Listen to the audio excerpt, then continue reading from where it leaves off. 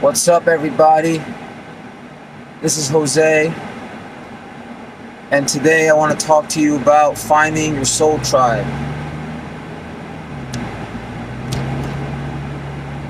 We live in a world where everybody is telling each other what to do, what not to do, how to be, how not to be, what's right, what's wrong.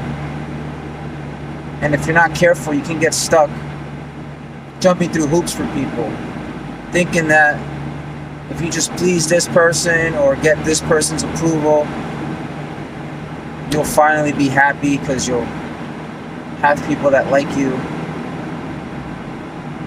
What if the people that you're trying to get to like you are not your people?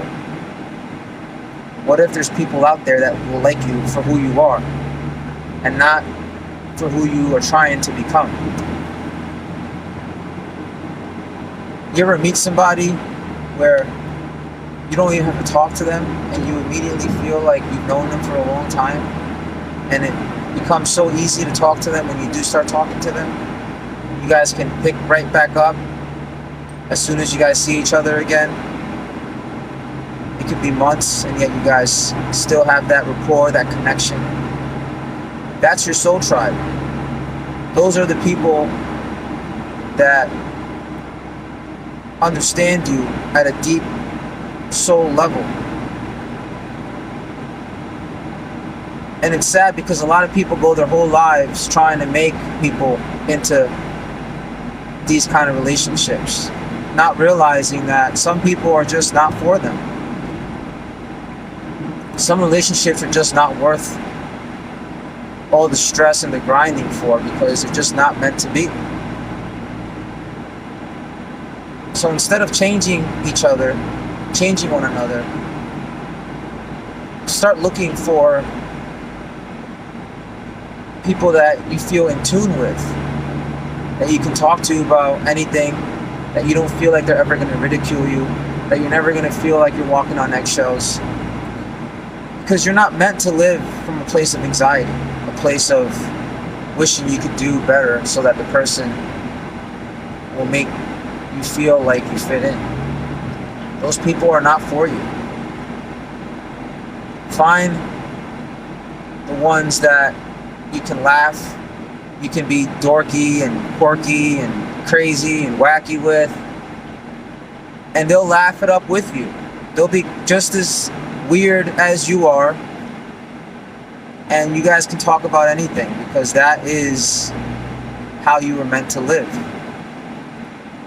You could take this a step further and find a job where you feel that way.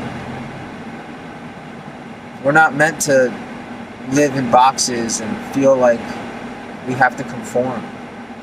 That is just a horrible way of living. And we live in a great age where we can find these people on social media. That's one of the best things about social media, is when I started not caring what people thought and sharing who I am, even though I had fears of people making fun of me, people thinking that I'm some spiritual wannabe or whatever you want to call it. When I finally said, you know what, this is what makes me happy, I enjoy speaking my truth, I enjoy uplifting and inspiring others, and if people want to see it how they want to see it, that's on them. That's when I started to really meet the ones that felt the same way I felt, and the ones that are going on social media, doing these kind of videos, posting about their experiences, their awakenings. And if I would have never had the courage to branch out and do the uncomfortable and show myself, I would have never met these people. They would have never reached out to me. They would have never said that I inspired them, and I would have never had the strength to tell others that they inspire me. So it's important that we break free from this shell that society tries to put us in. Because at the end of the day, even these bodies are not who we are. We are the awareness within this body that is allowing me to speak right now. But that awareness, that consciousness, is like water.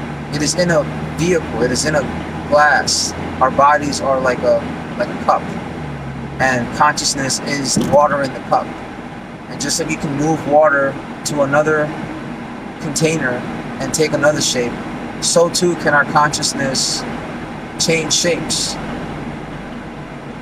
So we can be positive people for a couple years and then negative people. We can be inspiring people, we could be pessimistic people.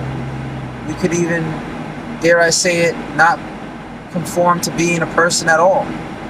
And just seeing that we are beyond the flesh, beyond this world, and we're something way deeper. We're the intelligence, pure loving intelligence that is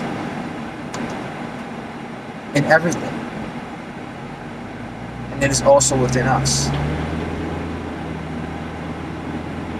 And I feel that when you meet people that are coming to this realization, it's almost like you're tuning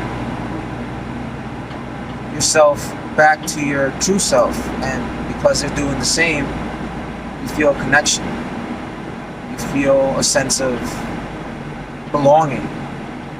And that's a beautiful thing, when you can find enough people where you always feel like you belong. You always feel like you're at home.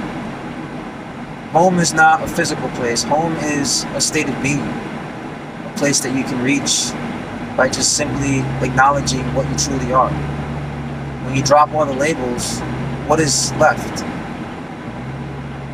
When you stop telling yourself what you are, what is left?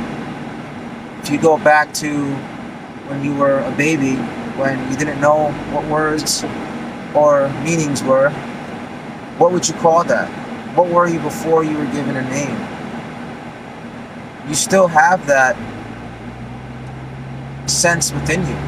When you point to I, that's the same I that you were pointing to when you were a kid. And even before you knew what I was in words, you had a sense of it because you were existing. Existence is the closest thing we have to our true nature. And it's tough because even existence is a word that we created. It's a sound that we give meaning to. So what I'm speaking of is beyond words and sounds. And there's a lot of us that are starting to break the veil and see that there's more to life than what's around us. So find your tribe. Find those people. Birds of a feather flock together. Stop hanging out with people that aren't into the things you're into, because you're not crediting and respecting your path, your journey. Find the ones that will encourage what you're doing, or even become inspired by it. And you will feel recharged instead of depleted. And that's a beautiful place to live from. Much love to you guys. Have a great weekend. Peace.